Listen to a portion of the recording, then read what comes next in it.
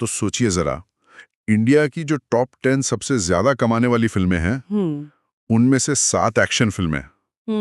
मतलब पठान, जवान, आरआरआर, केजीएफ, बाहुबली, ये लिस्ट चलती जाती है। हाँ। और ये सिर्फ इंडिया की बात नहीं है, हॉलीवुड में भी देखिए अवतार, एवेंजर्स, ये फिल्में छाई हुई हैं। सही बात है। तो सवाल ये उठता है कि भाई इन एक्शन फिल्मों में ऐसा क्या है जो हमें इतना खींचता है? क्या ये सिर्फ वो स्क्रीन पर दिखने वाली मारधाड़ है या इसके पीछे कोई गहरा साइकोलॉजी, कोई साइंस काम कर रहा है? बिल्कुल, और आज हम इसी की तह तक जाने वाले हैं। हाँ, हमारे पास जो अलग अलग सोर्सेज हैं उनकी मदद से हम एक्शन फिल्मों की ये जो जबरदस्त पॉपुलैरिटी है उसके पीछे छिपे कारणों को परत दर परत खोलने की कोशिश करेंगे और समझेंगे कि ये फिल्में हमारे दिमाग पर असल में करती क्या है। बिल्कुल, हमारी आज की इस कह सकते हैं पड़ताल का मकसद यही समझना है। हम देखेंगे कि ये एक्शन फिल्में टाइम के साथ कैसे बदली हैं। जैसे पुराने ज़माने की एक्शन ड्रामा मिक्स फिल्मों से लेकर आज की जो हाई ऑक्टेन एक्शन ब्लॉकबस्टर्स हैं, वहां तक का सफर। अच्छा। फिर हम उन कॉमन मसालों की बात करेंगे जो लगभग हर हिट एक्शन फिल्म में मिली जाते हैं। एक केस स्टडी के तौर पर यशराज फिल्म्स यानी YRF के स्पाई यूनिवर्स को भी देखेंगे। और सबसे दिलचस्प हिस्सा कि भाई हमारे दिमाग के अंदर क्या चल रहा होता है जब हम ये एक्शन देखते हैं। ये इंटरेस्टिंग है। ये मिरर न्यूरॉन्स और डोपामाइन जैसे केमिकल्स की क्या भूमिका है। हम ये भी थोड़ा टटोलेंगे कि क्या एक्शन सिर्फ टाइम पास एंटरटेनमेंट है या इसमें आर्ट की भी कोई गुंजाइश है। और आखिर में दुनिया भर में इनकी इतनी जबरदस्त अपील क्यों है। तो चलिए सफर शुरू करते हैं एक्शन फिल्मों के एवोल्यूशन से। अगर हम थोड़ा पीछे जाएं 90s और 2000s में, तो एक्शन फिल्मों का मतलब थोड़ा अलग था, है ना? हाँ बिल्कुल। एक्शन होता था, जोरदार होता था, पर अक्सर वो फिल्म के क्लाइमैक्स या कुछ हिस्सों तक ही रहता था। फिल्में ज्यादातर मिक्स जॉनर की होती थी। उनमें ड्रामा भी था, कॉमेडी भी, कभी-कभी सोशल कमेंट्री भी। जैसे आपने वो दीवार का जिक्र किया था शुरू में। हाँ। उसमें एक्शन है, पर अमिताभ बच्चन और शशि कपूर के बीच का वो ड्रामा, वो टकराव, वो डायलॉग्स, बिल्कुल, वो आज भी याद हैं। बिल्कुल। मेरे पास माँ है। हाँ, वो सिर्फ एक डायलॉग नहीं, एक इमोशन बन गया। सही कहा। या फिर तिरंगा जैसी फिल्में याद करें जिनमें देशभक्ति और करप्शन जैसे मुद्दे एक्शन के साथ बुने होते थे। मैं खिलाड़ी तू अनाड़ी, उसमें एक्शन और कॉमेडी का क्या जबरदस्त मेल था। हाँ सही। उस दौर में एक्शन एक इम्पॉर्टेंट हिस्सा था, लेकिन अक्सर कहानी और किरदार ज्यादा जरूरी होते थे। पर फिर फिल्म बनाने वालों ने एक पैटर्न नोटिस किया। अच्छा, क्या पैटर्न? उन्होंने देखा कि ऑडियंस फिल्म के एंड में जो एक्शन सीक्वेंस आता है ना, उस पे सबसे ज्यादा सीटियां बजाती है, सबसे ज्यादा एक्साइटेड होती है। तो उन्होंने सोचा अगर क्लाइमैक्स का एक्शन इतना पसंद आ रहा है तो क्यों ना पूरी फिल्म को ही एक्शन पैक्ड बना दिया जाए। अच्छा, मतलब ये एक सोचा समझा शिफ्ट था कि कहानी को थोड़ा सिंपल रखो, हीरो विलन क्लियर रखो और बीच बीच में धांसू एक्शन सीक्वेंस डालते जाओ। हाँ। काफी हद तक कहानी सरल रखी गई ताकि एक्शन पर ज्यादा फोकस किया जा सके। और यहीं से मॉडर्न एक्शन फिल्मों का दौर शुरू हुआ, खासकर हॉलीवुड में। जैसे डाई हार्ड ने एक आम आदमी को हीरो बनाया जो मुश्किल सिचुएशन में फंसा है। टर्मिनेटर ने साइंस फिक्शन और एक्शन को मिला दिया। और फिर जॉन विक जैसी फिल्मों ने तो एक्शन कोरियोग्राफी को एक बिल्कुल नए लेवल पे पहुंचा दिया। इसी दौर में हमें दो तरह के एक्शन हीरो मिले। एक तरफ आर्नोल्ड श्वार्ज़नेगर, सिल्वेस्टर स्टेलोन जैसे बॉडी बिल्डर हीरो जिनकी वो फिजिकल प्रेजेंस ही काफी थी। हाँ। और दूसरी तरफ टॉम क्रूज, कीनू रीव्स जैसे हीरो जो अपने स्टंट्स और स्टाइल के लिए जाने जाते हैं। और बॉलीवुड में इसका असर कब दिखा? मतलब ये जो जबरदस्त एक्शन वाला फेज है। बॉलीवुड में भी एक्शन हमेशा से रहा है, पर जो आजकल का मसाला एक्शन जॉनरा है ना, उसका एक बड़ा टर्निंग पॉइंट 2009 में आई सलमान खान की फिल्म वांटेड से आया। अच्छा, वांटेड। हाँ। ये एक्चुअली तेलुगु फिल्म पोखरी का रीमेक थी, लेकिन इसकी जबरदस्त सक्सेस ने बॉलीवुड में एक्शन फिल्मों का कह सकते हैं ग्रामर ही बदल दिया। इसने ना सिर्फ सलमान खान के करियर को रीलॉन्च किया, बल्कि ये दिखाया कि एक larger than life hero, stylish action और दमदार डायलॉग्स का कॉम्बिनेशन बॉक्स ऑफिस पर कमाल कर सकता है। और उसके बाद तो लाइन लग गई। बिल्कुल, उसके बाद तो जैसे बाढ़ आ गई। सिंघम, दबंग, राउडी राठौर। हाँ, और साथ ही मार्शल आर्ट्स वाली फिल्मों का जिक्र भी जरूरी है। ब्रूस ली, जैकी चैन, इनकी फिल्मों ने तो पूरी दुनिया में एक्शन का एक अलग ही फ्लेवर पेश किया। ओ हाँ बिल्कुल। बॉलीवुड में भी धूम सीरीज, डॉन, रेस जैसी फिल्मों ने स्टाइलिश एक्शन और चेस सीक्वेंस पर फोकस किया। तो कुल मिलाकर एक्शन का अंदाज बदलता रहा है, बट इसकी पॉपुलैरिटी कम नहीं हुई। नहीं हुई, बिल्कुल नहीं। तो इन अलग-अलग तरह की एक्शन फिल्मों में, चाहे वो सुपर हीरो फिल्में हों, मसाला एक्शन हो या स्पाई थ्रिलर, कुछ कॉमन बातें क्या नजर आती हैं जो इन्हें हिट बनाती हैं? पहली चीज जो मेरे दिमाग में आती है वो है इनका पॉपकॉर्न एंटरटेनमेंट वाला नेचर। मतलब आप दिमाग घर पर छोड़कर जा सकते हैं, ज्यादा सोचना नहीं पड़ता। सही कहा। इन्हें अक्सर नो ब्रेनर कहा जाता है, हालांकि ये थोड़ी नाइंसाफी भी हो सकती है कभी-कभी। हाँ, वो तो है। लेकिन हाँ, इनका एक बड़ा अट्रैक्शन यही है कि कहानी आमतौर पर सीधी-सादी होती है। एक हीरो है, एक विलन है और हीरो को विलन को हराना है। ये हमें पोस्टर या ट्रेलर देखकर ही पता चल जाता है। किरदार, खासकर हीरो, अक्सर लार्जर देन लाइफ होते हैं। मतलब आम इंसानों से ज्यादा ताकतवर, ज्यादा स्मार्ट, लगभग सुपर हीरो जैसे। और इनमें ना वो मॉरल कंफ्यूजन कम होता है ना? ग्रे कैरेक्टर्स, यानी ऐसे किरदार जो न पूरी तरह अच्छे हैं न बुरे, वो कम ही मिलते हैं। सब कुछ ब्लैक एंड व्हाइट होता है, ये अच्छा है, ये बुरा है। बिल्कुल। हालांकि आपने जैसे पहले इशारा किया था, वाईआरएफ स्पाई यूनिवर्स की आने वाली फिल्म वॉर 2 के टीजर से थोड़ा संकेत मिल रहा है कि शायद अब कुछ बदल रहा है। हाँ, लगता तो है। उसमें ऋतिक रोशन और जूनियर एनटीआर के बीच कौन हीरो है, कौन विलेन, ये उतना साफ नहीं लग रहा। ये देखना वाकई इंटरेस्टिंग होगा। बिल्कुल। और ये वाईआरएफ यानी यशराज फिल्म्स का स्पाई यूनिवर्स इस पैटर्न का एक बेहतरीन उदाहरण है कि कैसे इन एलिमेंट्स को मिलाकर एक सक्सेसफुल फ्रेंचाइजी बनाई जा सकती है। एक था टाइगर से शुरुआत हुई, फिर टाइगर जिंदा है, वॉर और फिर पठान। इन फिल्मों ने न सिर्फ अपने किरदारों टाइगर, कबीर, पठान को एस्टैब्लिश किया, बल्कि क्रॉसओवर करके एक पूरा यूनिवर्स बना दिया। अगर हम मार्वल सिनेमैटिक यूनिवर्स से कंपेयर करें तो मार्वल के पास कॉमिक बुक्स का रेडी बेस था, सालों से पॉपुलर किरदार थे। सही बात है। लेकिन वाईआरएफ ने बिना किसी कॉमिक बुक बेस के देशभक्ति और टेररिज्म जैसे कंटेम्प्रेरी इश्यूज को अपनी कहानियों में पिरोया और करीब 3000 करोड़ से ज्यादा की कमाई की। ये वाकई कमाल की बात है, बिना किसी पहले से बने बनाए कॉमिक बुक किरदारों के, सिर्फ फिल्म किरदारों के दम पर इतना बड़ा यूनिवर्स खड़ा करना। हाँ, और इन फिल्मों के ट्रेलर भी देखिए, कहानी की झलक कम, एक्शन सीन्स की भरमार ज्यादा होती है। वो आपको सीधे एक्शन का प्रॉमिस करते हैं। अब वॉर 2 में जूनियर एनटीआर का किरदार, जिसे शायद विक्रम कहा जा रहा है, वो इस यूनिवर्स में क्या नयापन लाता है और क्या वो वाकई ग्रे शेड वाला किरदार होगा, ये देखना अहम होगा। क्या ऑडियंस एक ऐसे किरदार को एक्सेप्ट करेगी जो पूरी तरह हीरो नहीं है? ये एक बड़ा सवाल है। ठीक है, तो ये तो हुई कि फिल्में बनती कैसे हैं और इनमें क्या होता है। लेकिन अब आते हैं उस जादुई चीज पर जो हमारे अंदर होती है जब हम ये फिल्में देखते हैं।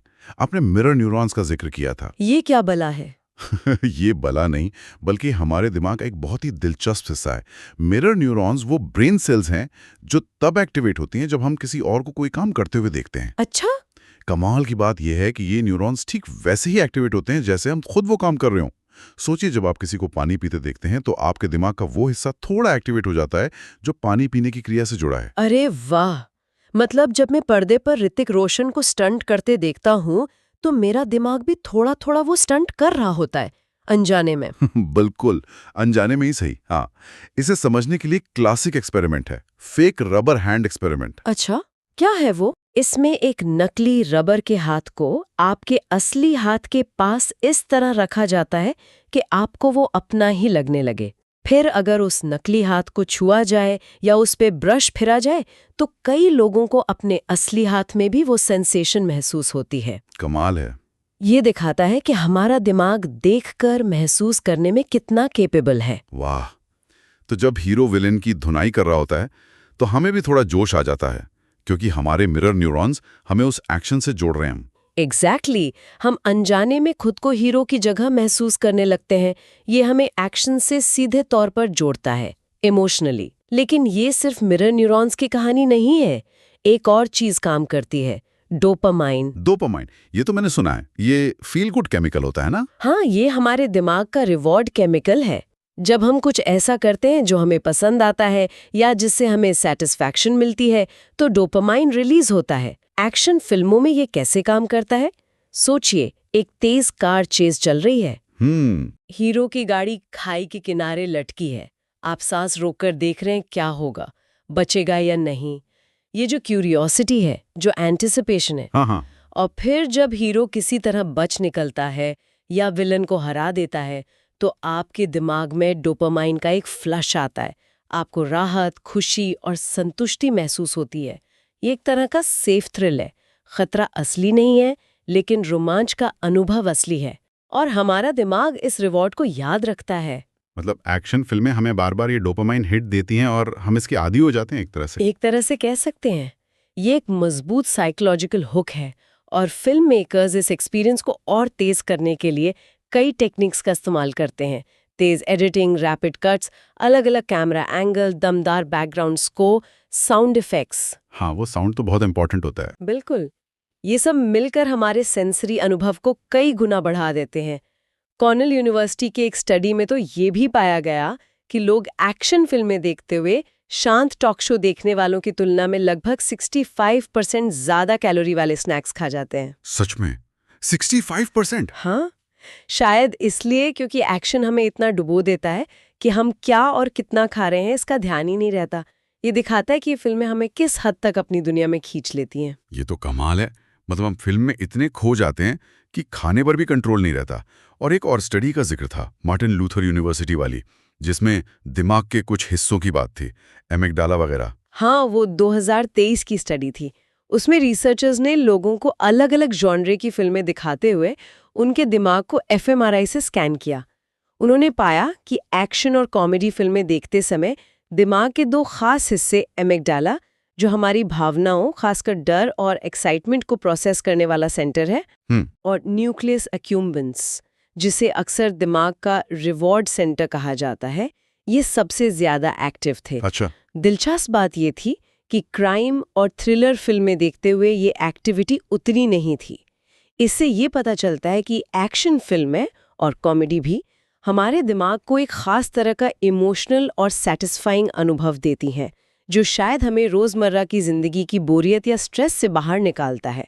इसीलिए इन्हें अक्सर एस्केपिस्ट सिनेमा यानी पलायनवादी सिनेमा कहा जाता है। तो मतलब एक्शन फिल्मों का हिट होना सिर्फ कहानी या स्टार्स पर नहीं, बल्कि हमारे दिमाग की वायरिंग और केमिस्ट्री पर भी बहुत कुछ डिपेंड करता है। बिल्कुल। लेकिन एक्शन फिल्मों में जो वायलेंस दिखाया जाता है, जी, क्या वो सब एक जैसा होता है? हमारे सोर्सेज में इसके अलग अलग टाइप बताए गए थे। हाँ, ये एक जरूरी सवाल है। जी, एक्शन का मतलब वायलेंस तो है, लेकिन वो वायलेंस कैसे दिखाया जा रहा है ये मायने रखता है। मोटे तौर पर हम 3 तरह के वायलेंस की बात कर सकते हैं, जैसा सोर्सेज में इशारा किया गया है। ओके। या न के बराबर होता है। ये थोड़ी अनरियल लगती है और ज्यादातर फैमिली ऑडियंस के लिए बनाई जाती है, यूए या PG-13 रेटेड। जैसे धूम सीरीज, वॉर या मार्वल की ज्यादातर फिल्में। इसमें एक्शन एक तमाशे की तरह होता है, बहुत सीरियस नहीं लगता। ठीक है। और दूसरी तरह की वायलेंस? दूसरी है डार्क वायलेंस, जो हमें ज्यादा गंभीर क्राइम ड्रामा या डार्क थ्रिलर फिल्मों में देखने को मिलती है। पैरासाइट या जोकर जैसी फिल्में सोचिए। यहाँ वायलेंस अक्सर किरदारों की साइकोलॉजी या सोशल कंडीशन से जुड़ी होती है। ये आपको सोचने पर मजबूर करती है, अनकंफर्टेबल करती है।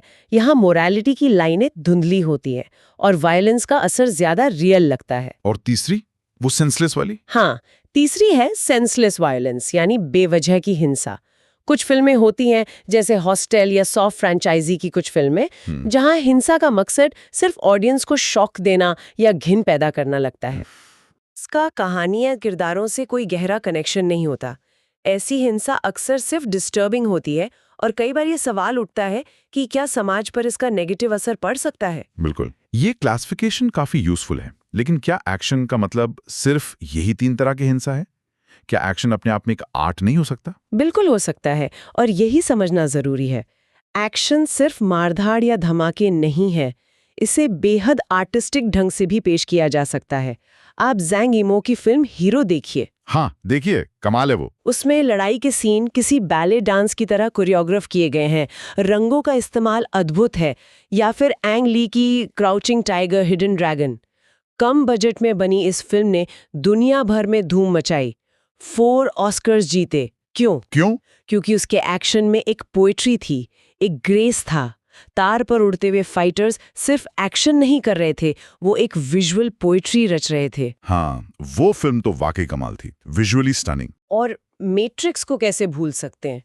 उसने बुलेट टाइम जैसे इफेक्ट्स और एक्शन कोरियोग्राफी से सिनेमा की भाषा ही बदल दी। सही बात। यहाँ तक कि इंडिया में भी दिबाकर बैनर्जी की डिटेक्टिव ब्योमकेश बख्शी में कलकत्ता की गलियों में जो एक्शन सीक्वेंस थे, वो फिल्म के मिस्टीरियस माहौल और कहानी के साथ कितने खूबसूरती से बुने गए थे। जॉर्ज मिलर की मैड मैक्स फ्यूरी रोड को देखिए, पूरी फिल्म एक लंबा एक्शन सीक्वेंस है, लेकिन उसकी सिनेमेटोग्राफी, प्रैक्टिकल इफेक्ट्स, वो सब आर्ट का बेहतरीन नमूना है। तो हाँ, एक्शन निश्चित रूप से आर्ट हो सकता है। ये डायरेक्टर के विजन और कोरियोग्राफर की क्रिएटिविटी पर डिपेंड करता है। ये मानना पड़ेगा, एक्शन सिर्फ एंटरटेनमेंट नहीं, आर्ट भी है। और शायद यही वजह है कि इसकी अपील इतनी यूनिवर्सल, इतनी सार्वभौमिक है, क्योंकि एक्शन की अपनी एक भाषा है जो कोई भी समझ सकता है। बिल्कुल सही पॉइंट है। एक्शन फिल्मों की सबसे बड़ी ताकतों में से एक यही है, आपको किसी फाइट सीन या चेस सीक्वेंस को समझने के लिए भाषा जानने की जरूरत नहीं है। वो विजुअल स्टोरी टेलिंग है। आप बिना आवाज के भी फिल्म देखकर उसका रोमांच महसूस कर सकते हैं। यही कारण है कि हॉलीवुड की एक्शन फिल्में पूरी दुनिया में इतनी आसानी से चल जाती हैं, और अब RRR या KGF जैसी इंडियन एक्शन फिल्में भी ग्लोबल मंच पर इतनी सक्सेसफुल हो रही हैं। हाँ, ये तो है। इन्हें डब करना भी बाकी जॉनर की फिल्मों के मुकाबले आसान होता है, क्योंकि विजुअल अपील ज्यादा मायने रखती है। तो अगर हम सब कुछ समेटें, मतलब एक नटशेल में कहें, तो एक्शन फिल्मों की सफलता के पीछे क्या है? ये कई चीजों का मिक्सचर है। पहला, हमारा साइकोलॉजिकल कनेक्शन। मिरर न्यूरॉन्स हमें हीरो से जोड़ते हैं, डोपामाइन हमें सेफ थ्रिल का रिवॉर्ड देता है। दूसरा, सिंपल और सीधी कहानी जिसे समझना आसान है, जो हमें पलायनवाद यानी एस्केपिज्म का मौका देती है। तीसरा, जबरदस्त विजुअल स्पेक्टेकल और एक्शन की यूनिवर्सल भाषा। हाँ। और चौथा, लार्जर देन लाइफ हीरो जो हमें इंस्पायर करते हैं या जिनकी जगह हम खुद को देखना चाहते हैं। ये सब मिलकर इन्हें दुनिया भर की ऑडियंस के लिए एक बेहद अट्रैक्टिव पैकेज बनाते हैं। लेकिन क्या ये फॉर्मूला हमेशा काम करता है? क्या सिर्फ एक्शन के भरोसे फिल्में हिट हो सकती हैं, मतलब हर बार? ये एक जरूरी वार्निंग है। जैसा हमने YRF यूनिवर्स के उदाहरण में देखा, सक्सेस मिली है, लेकिन ऑडियंस की उम्मीदें भी बढ़ी हैं। सिर्फ एक्शन पर निर्भर रहना डेंजरस हो सकता है। अच्छा। अगर कहानी में दम नहीं है, किरदार ठीक से लिखे नहीं गए हैं, या ऑडियंस को हल्के में लिया जा रहा है, तो बड़े से बड़ा एक्शन भी फिल्म को फ्लॉप होने से नहीं बचा सकता। हमने ऐसी कई बड़े बजट की एक्शन फिल्में देखी हैं जो उम्मीदों पर खरी नहीं उतरी। हाँ, ये भी सही है। आने वाली बड़ी एक्शन फिल्मों जैसे वॉर 2 या पठान 2 के मेकर्स को ये याद रखना होगा कि ऑडियंस अब सिर्फ धमाके नहीं, बल्कि एक पूरी कहानी, एक अच्छा एक्सपीरियंस चाहती है। एक्शन कहानी का हिस्सा होना चाहिए, कहानी एक्शन का बहाना नहीं।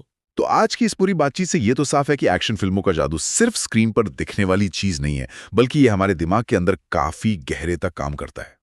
मिरर न्यूरॉन्स हमें किरदारों से जोड़ते हैं, डोपामीन हमें उस जुड़ाव का इनाम देता है, और ये सब एक ऐसी कहानी के इर्द गिर्द बुना जाता है जिसे समझना आसान है और जो हमें थोड़ी देर के लिए अपनी असल दुनिया से दूर ले जाती है। बिल्कुल। और जैसा कि हमने देखा, एक्शन सिर्फ एंटरटेनमेंट ही नहीं, आर्ट का भी एक रूप हो सकता है। जाते जाते एक सवाल आपके और हमारे सुनने वालों के लिए छोड़ जाते हैं। हाँ, जरूर। एक्शन फिल्मों की लंबी उम्र और सफलता के लिए आखिर क्या ज्यादा जरूरी है? क्या सिर्फ एक्शन की क्वांटिटी और ग्रैंड्योर, या फिर वो कॉन्टेक्स्ट जिसमें एक्शन दिखाया जा रहा है, जैसे YRF यूनिवर्स में देशभक्ति का पुट, या वो आर्टिस्टिक स्टाइल जिसमें एक्शन को पेश किया जा रहा है, जैसे क्राउचिंग टाइगर या मैट्रिक्स में? सोचने वाली बात है। क्या भविष्य में ऑडियंस सिर्फ ज्यादा एक्शन मांगेगी या बेहतर ढंग से पेश किया गया एक्शन? इस पर सोचना वाकई दिलचस्प हो।